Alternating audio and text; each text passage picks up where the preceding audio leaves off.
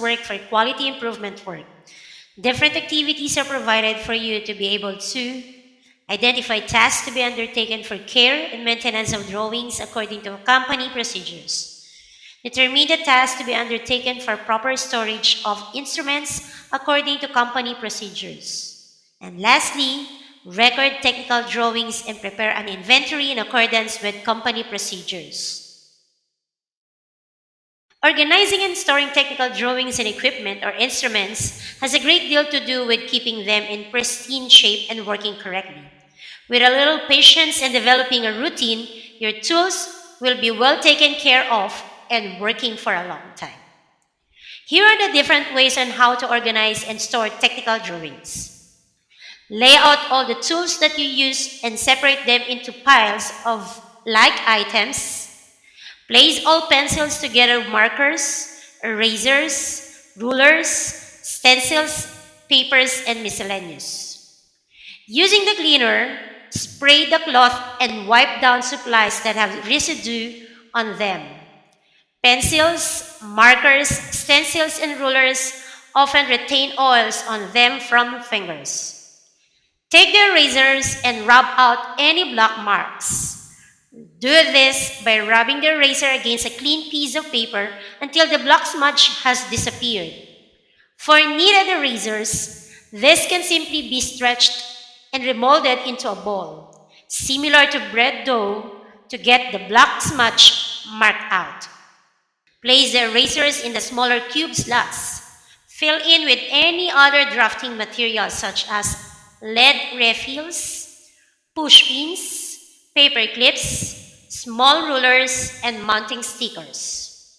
Take your compass and wipe it off with a cleaning cloth.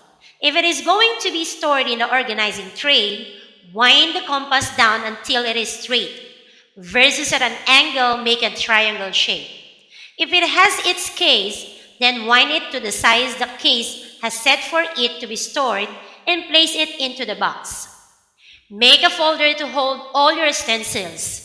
Create holding flaps in ascending order to the stencils can be layered and easy to see and access when needed. To make these flaps, simply use cardstock paper and cut it into 3 or 4 inches sections.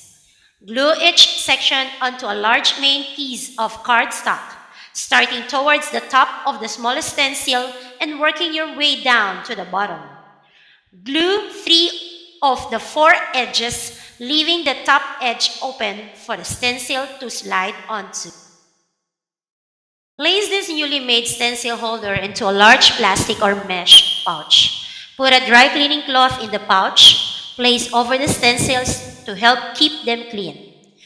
And place the drafting brush and rulers into the pouch. Then place the organizer tray into the pouch. If the compass has its storage box, then place this in the pouch. All the major tools should now be in this portable carrying pouch with your paper and a separate portable carrying drafting tray. The following are the things to do to prevent accidents. Be sure you are physically and mentally fit when working with electrical or electronic circuits. Use any standard tools and instruments in performing any electrical job. Always use the right hand tool for the right job. Do not attempt to use tools or instruments you are not familiar with.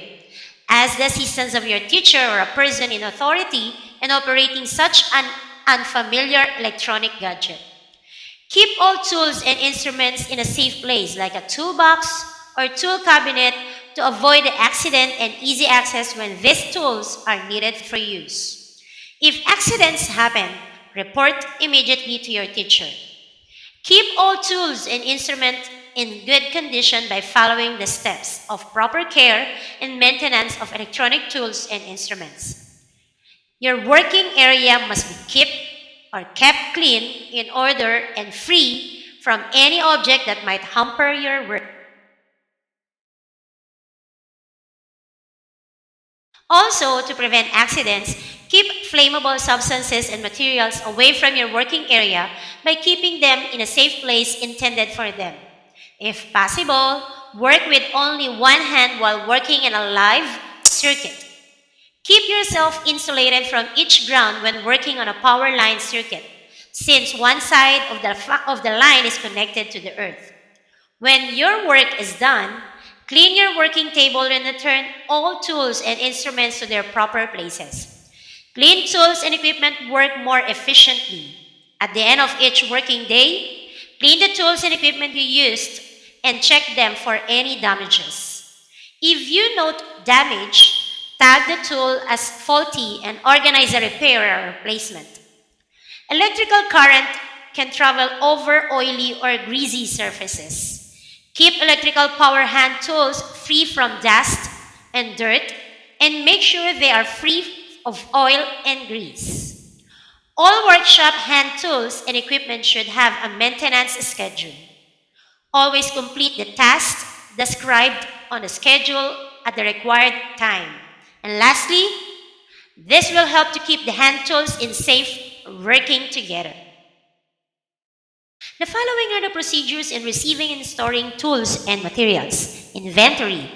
It is a collection of idle stocks of physical goods that contain an economic value and are held in various forms by an organization in its custody awaiting packing processing, transformation, use, or sale at a future point of time. We also have inventory form, a form that may contain information about items such as name, numbers, sales, and purchase information, cost of goods sold account information that any business purchases, tracks in inventory, and display on a balance sheet. At the right panel of your screen, you will now be able to see a good example of an inventory record and a sample borrower slip, wherein you can see there the quantity, the brand, the item name, the purchase date, the purchase price, the remarks, the person who created the inventory record and or who conducted the inventory record and the borrower slip. So that would be all about storing technical drawings and equipment or instruments.